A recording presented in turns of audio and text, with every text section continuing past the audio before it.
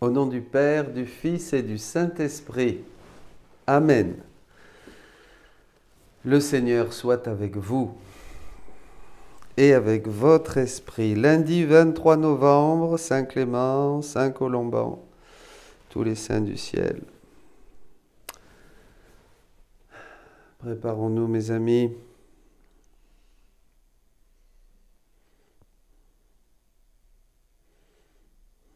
Prenons sur nous,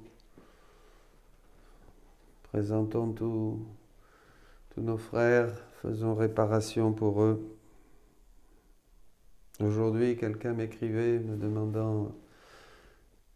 disant que une personne proche a été surprise parce qu'il lui a dit prie pour moi. Il a dit oui, je prierai pour toi et pour tous les autres, pour tous les prêtres, pour tous.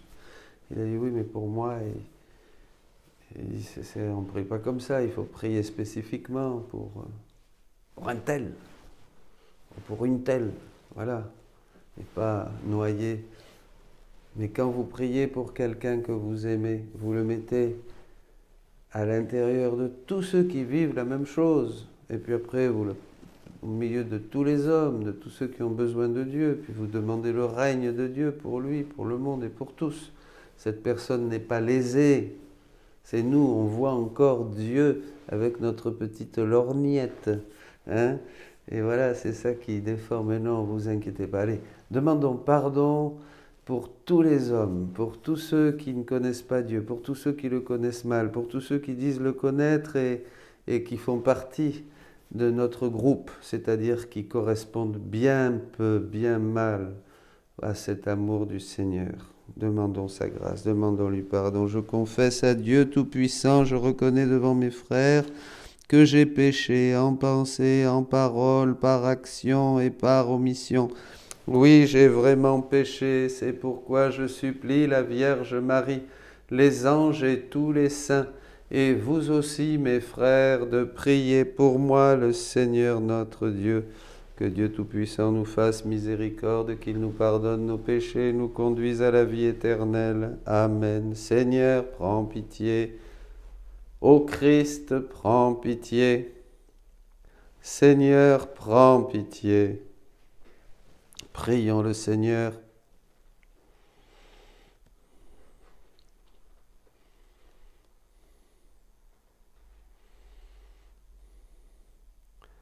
Réveille, Seigneur, le courage de tes fidèles, qu'ils soient plus ardents à profiter de tes grâces, pour obtenir de toi de plus puissants secours, par Jésus le Christ, notre Seigneur, qui vit et règne avec toi dans l'unité du Saint-Esprit pour les siècles des siècles.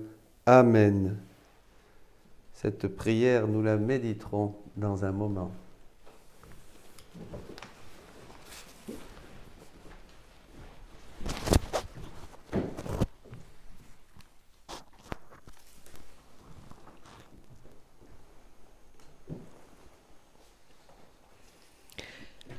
Lecture de l'Apocalypse de Saint Jean.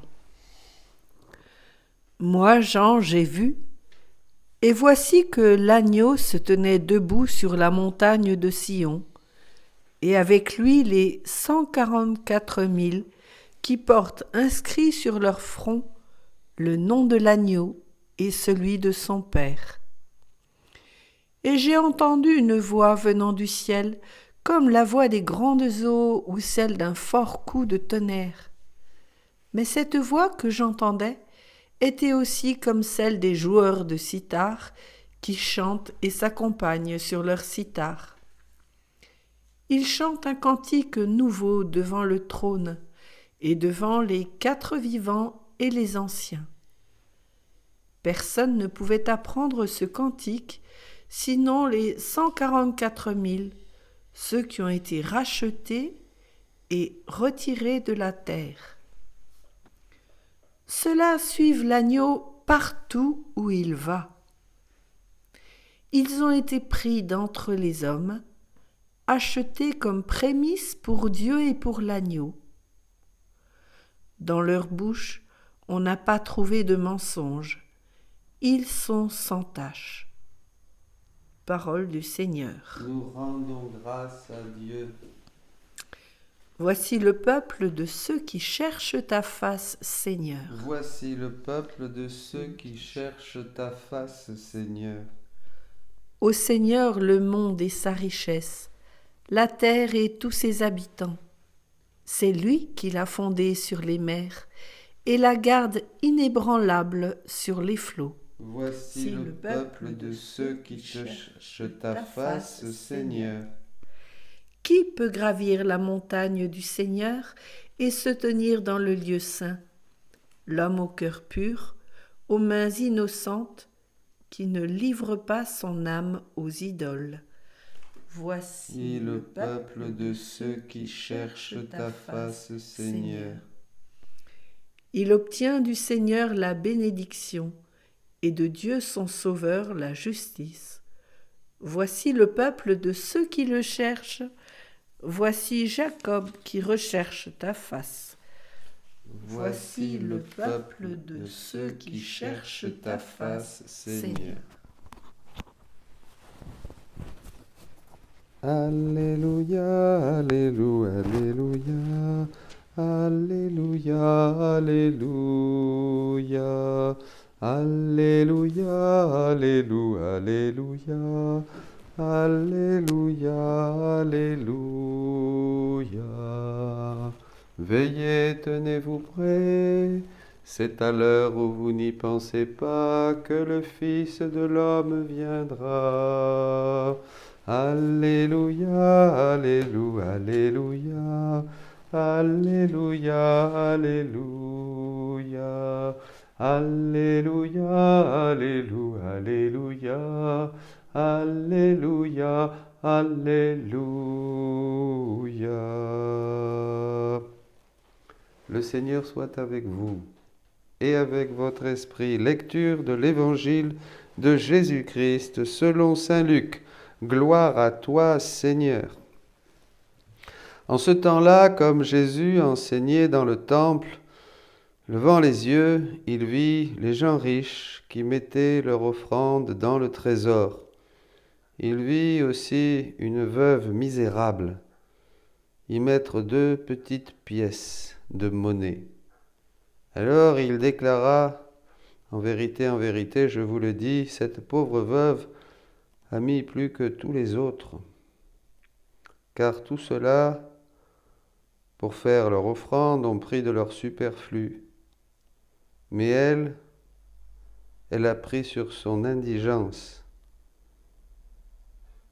Elle a mis tout ce qu'elle avait pour vivre. Acclamons la parole de Dieu, louange à toi, Seigneur Jésus.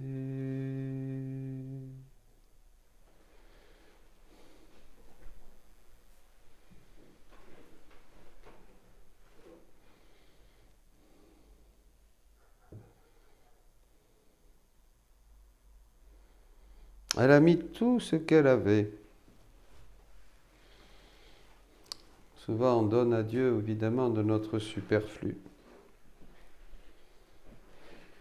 Il est difficile de donner tout, c'est-à-dire même ce que nous avons pour vivre. Quand on se sent, comme disait Thérèse, sans vertu, sans désir, misérable.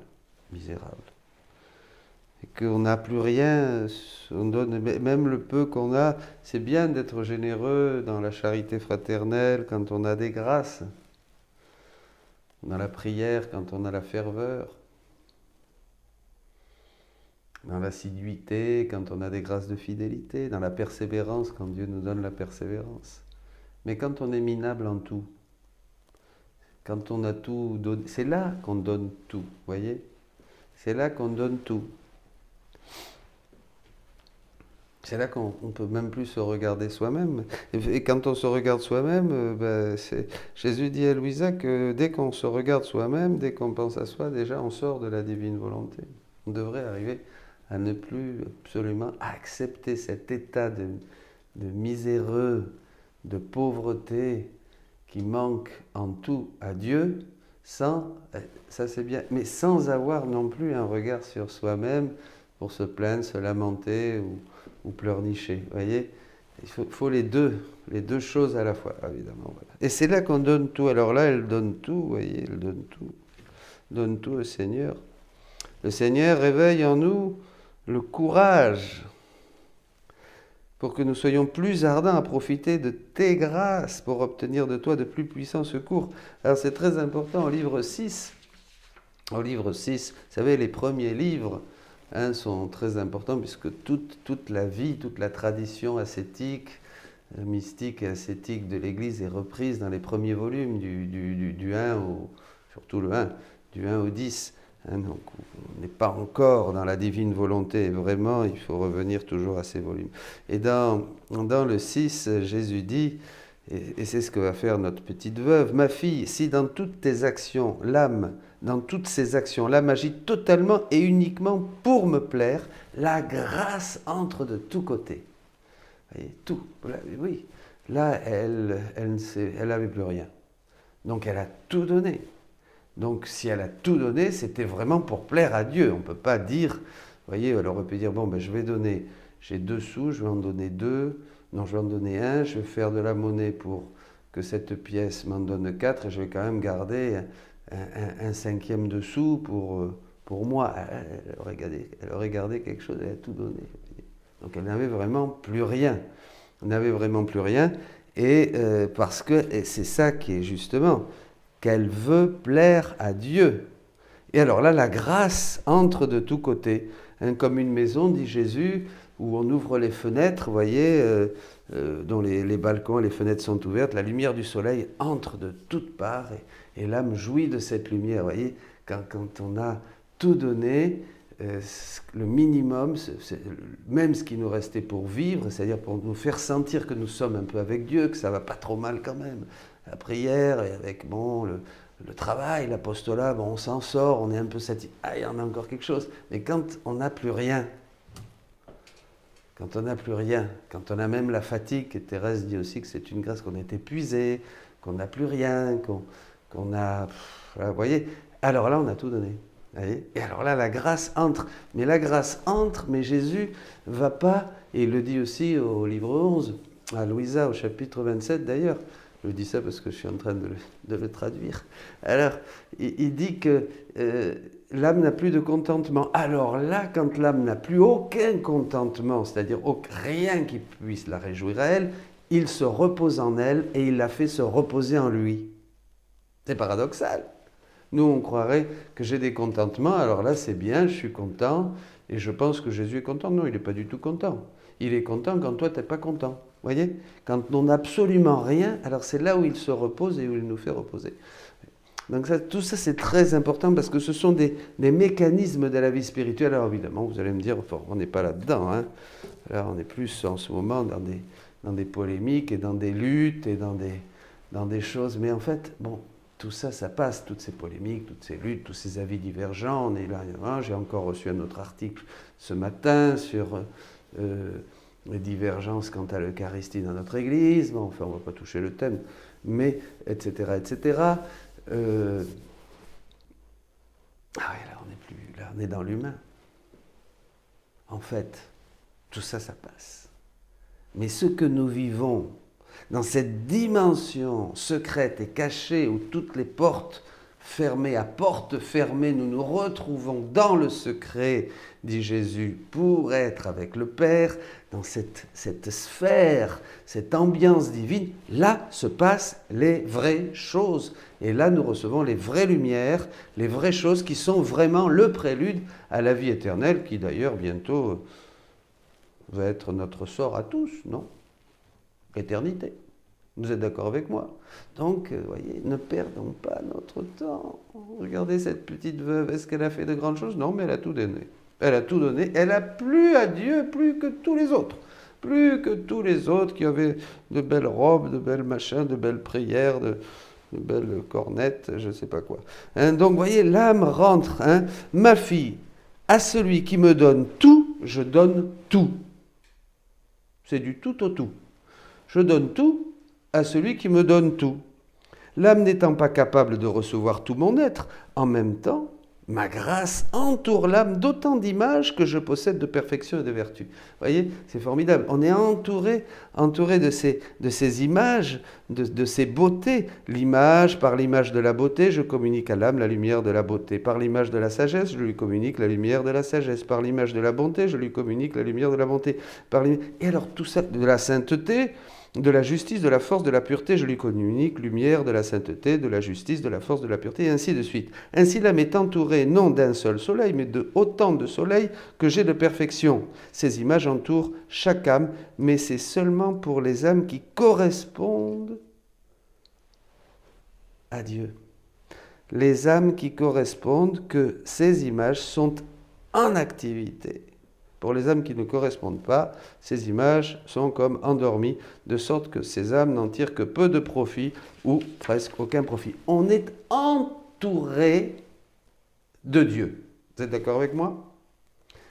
Exactement comme la nature, comme l'air que nous respirons. Je respire.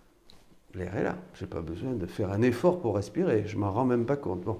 La lumière du soleil me permet de lire les prières de la Bible. C'est la lumière. Je ne me pose même pas de questions. Elle est là. Vous voyez? Je suis vêtu. Je n'ai pas froid non plus. Je suis habillé. Je suis chaud. Je suis bien. Vous voyez? Tout ça, ça m'entoure. Même l'autel, il est là, posé sur le sol. Il est là. Je ne me rends pas compte. Je peux analyser que merci Seigneur d'avoir fait le sol ferme pour que l'autel puisse, si on n'avait pas d'autel, si je n'avais pas rien, un sol sous mes pieds, je serais, je ne sais pas où, vous voyez, de l'autre côté. Bon, alors, on ne se rend pas compte. Eh bien, cette réalité physique que nous sentons, l'air, le sol, la chaleur, tout ça, tout ce que vous voulez, mais ce n'est qu'un reflet de la réalité. Nous sommes entourés de Dieu, mais entourés des attributs de Dieu. La lumière divine, la sagesse divine, le sol, la fermeté, la force, l'amour de Dieu qui nous embrasse, qui nous observe, qui ne nous lâche pas d'un regard, même pas une seconde, vous voyez, pour nous faire éviter le péché, pour nous faire être fidèles à la grâce. Quoi encore? La lumière de Dieu qui nous éclaire, la sagesse, la chaleur, la douceur, son amour est là. Jésus, à chaque instant où la pulsion de notre cœur est en train de battre, c'est un je t'aime de Dieu, puisque c'est lui qui nous fait battre le cœur. Si notre cœur bat, c'est parce qu'il nous met là, comme tout ce que nous faisons. Si je vous parle, c'est parce qu'il met sa parole dans ma bouche. Parce qu'aussi, il bouge tout mon être pour que ma bouche soit en fonction de parler, bon, etc. Donc, vous voyez, on est entouré. Donc, Jésus veut dire que quand l'âme lui donne tout, il donne tout. C'est-à-dire que quand on arrive à ce degré de pauvreté misérable de la petite veuve où on a l'impression de ne plus rien avoir pour vivre, au niveau humain, on n'a plus rien pour vivre, donc c'est pas facile, c'est pas commode, c'est pas confortable. À ce moment-là, Dieu nous entoure de tout. Et c'est paradoxal. C'est quand on ne sent plus rien qu'on est... on revient toujours à cette phrase extraordinaire de Thérèse, qui a été un prophète, qui a annoncé la dit quand plus tu es pauvre, plus Jésus t'aime. Comme c'est difficile d'être pauvre, sans vertu, sans désir, mais justement, dit-elle, quand on est comme ça, on est adapté, on est propre à l'opération transformante et consumante de l'Esprit Saint. Et c'est paradoxal. Bon, ben, je dis ça pour tous ceux qui sont découragés aujourd'hui. Voilà. Si vous êtes découragés, ben, cette parole aujourd'hui est pour vous. Ceux qui se sentent pleins de courage, pleins de force et pleins de zim boum boum, eh ben bon, ben, c'est pas pour vous. Mais quand vous arriverez à cet état de misérable et que vous n'aurez plus rien pour vivre et que vous vous sentirez asphyxié, eh ben, écoutez cet enseignement de la veuve et reprenez cette méditation de l'Évangile. Ça vous fera, je crois, beaucoup de bien. Dieu entre par toutes les fenêtres, par toutes les portes, par tous les balcons. Soyez bénis. Profitez de cette plénitude. Continuons.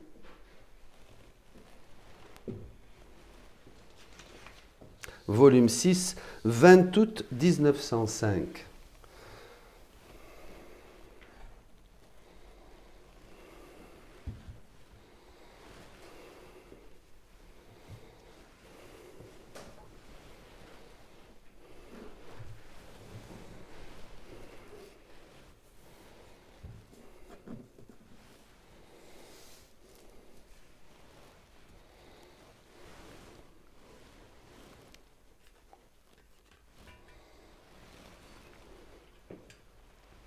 Tu es béni, Seigneur, Dieu de l'univers, toi qui nous donnes ce pain, fruit de la terre et du travail des hommes, nous te le présentons, il deviendra le pain de la vie.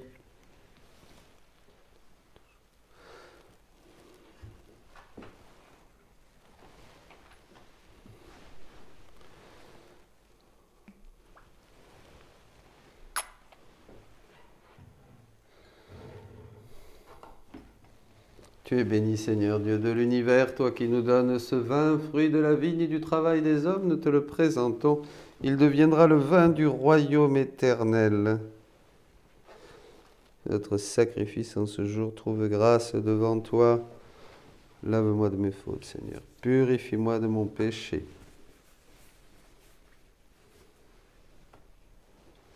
Prions ensemble, frères et sœurs, au moment d'offrir le sacrifice de toute l'Église.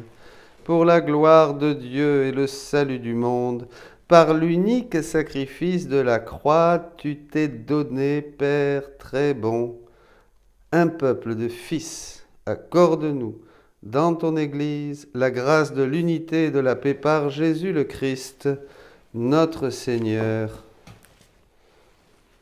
Le Seigneur soit avec vous et avec votre esprit. Élevons notre cœur, nous le tournons vers le Seigneur. Rendons grâce au Seigneur notre Dieu, cela est juste et bon, vraiment il est juste et bon de te rendre gloire, de t'offrir notre action de grâce toujours et en tout lieu. À toi, Père très saint, Dieu éternel et tout-puissant. Dans ta bonté, tu as créé l'homme, et comme il avait mérité la condamnation, tu l'as racheté dans ta miséricorde. Par le Christ, notre Seigneur, c'est par lui que les anges célèbrent ta grandeur, que les esprits bienheureux adorent ta gloire, que s'inclinent devant toi les puissances d'en haut, et tressaillent d'une même allégresse les innombrables créatures des cieux. À leur hymne de louange, laisse-nous joindre nos voix pour chanter et proclamer Saint, Saint, Saint, le Seigneur Dieu de l'univers, le ciel et la terre sont remplis de ta gloire. Hosanna, au plus haut des cieux. Béni soit celui qui vient au nom du Seigneur. Hosanna au plus haut des cieux. Toi qui es vraiment saint, toi qui es la source de toute sainteté, Seigneur, nous te prions. Sanctifie ces offrandes en répandant sur elles ton esprit, qu'elles deviennent pour nous le corps et le sang de Jésus le Christ notre Seigneur. Au moment d'être livré, d'entrer librement dans sa passion, il prit le pain, il rendit grâce, il le rompit et le donna à ses disciples en disant « Prenez et mangez-en tous, ceci est mon corps livré pour vous. » Jésus rejoint tous ceux qui doutent de ta présence réelle dans l'Eucharistie. Rejoins, nous te présentons les yeux de tous ceux qui doutent pour qu'ils soient illuminés et qu'ils voient dans ton sacrement, Seigneur, toute ta vie, tout ton mystère, de ta conception jusqu'à ta résurrection. Nous te regardons aussi, au nom de tous nos frères qui doutent, pour donner au Père une pleine satisfaction, comme Jésus a regardé.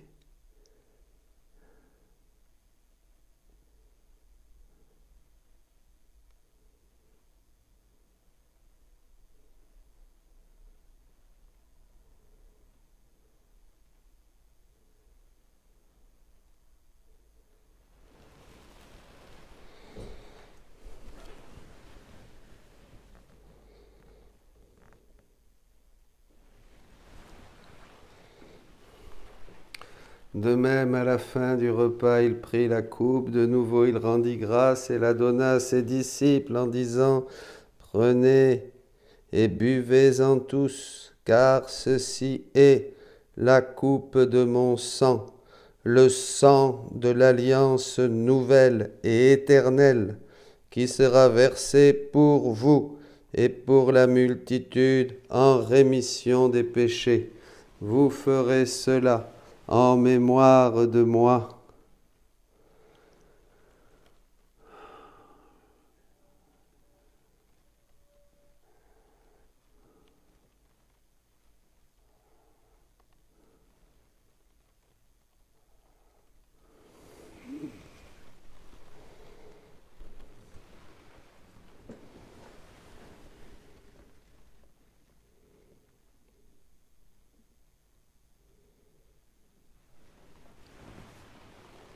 Il est grand le mystère de la foi.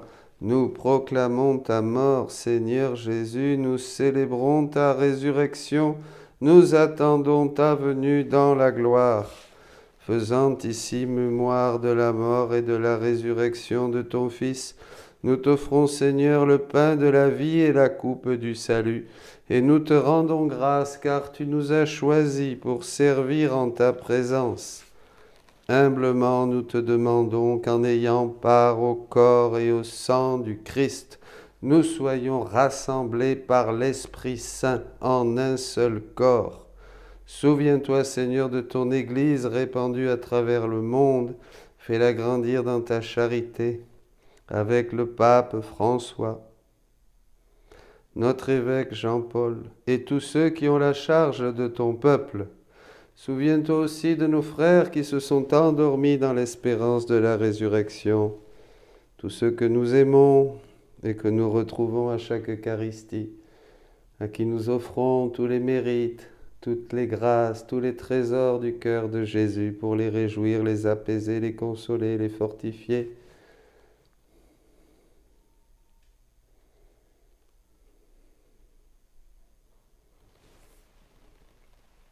Et tous les hommes qui ont quitté cette vie, reçois-les dans ta lumière auprès de toi.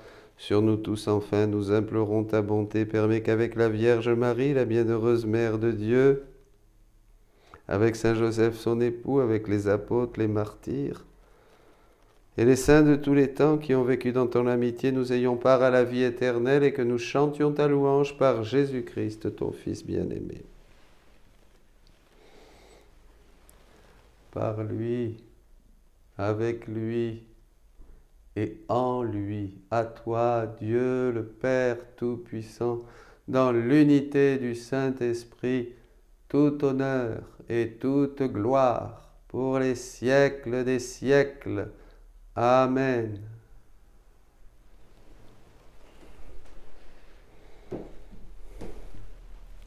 Nous n'avons même plus de prière. Le pauvre n'a plus de prière.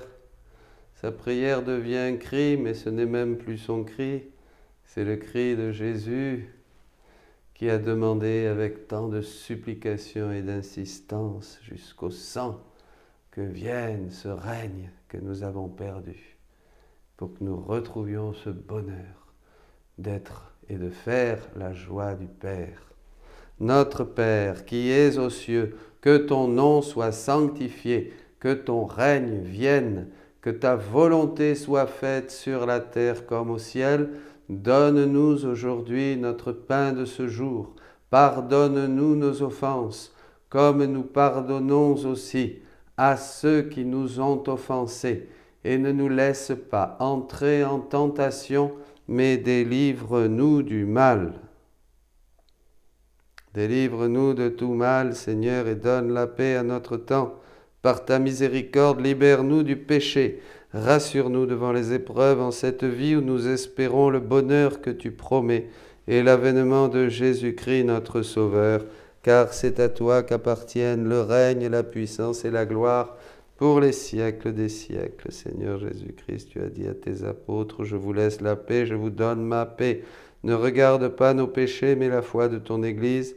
Pour que ta volonté s'accomplisse, donne-lui toujours cette paix et conduis-la vers l'unité parfaite, toi qui vis et règnes pour les siècles des siècles.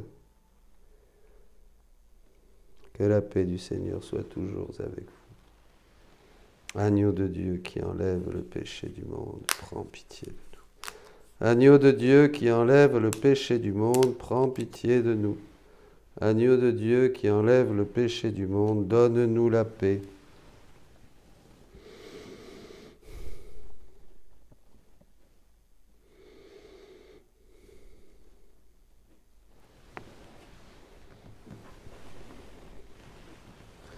Heureux les invités au repas du Seigneur, voici Jésus-Christ, l'agneau de Dieu qui enlève le péché du monde. Seigneur, je ne suis pas digne de te recevoir, mais dis seulement une parole et je serai guéri.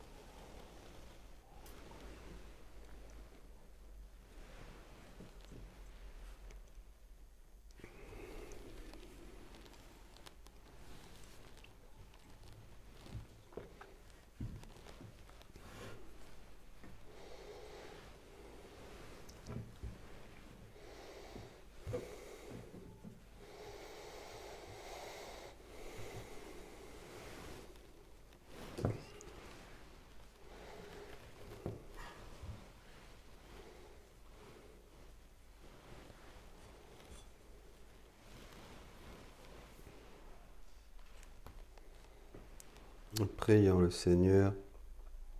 Nous t'en supplions, Dieu Tout-Puissant, ne permets pas que soient jamais séparés de toi ceux que tu fais communier aux joies du ciel par Jésus le Christ notre Seigneur.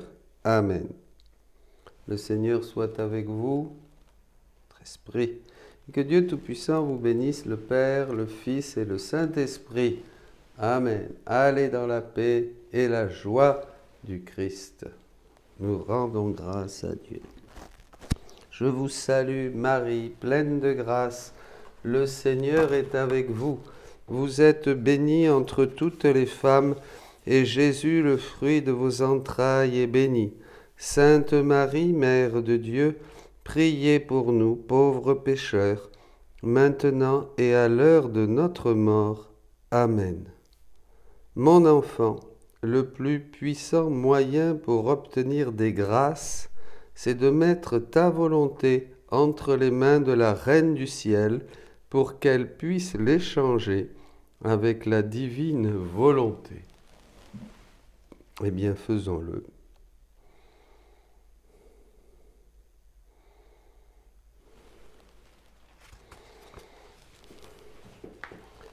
Et une très bonne journée.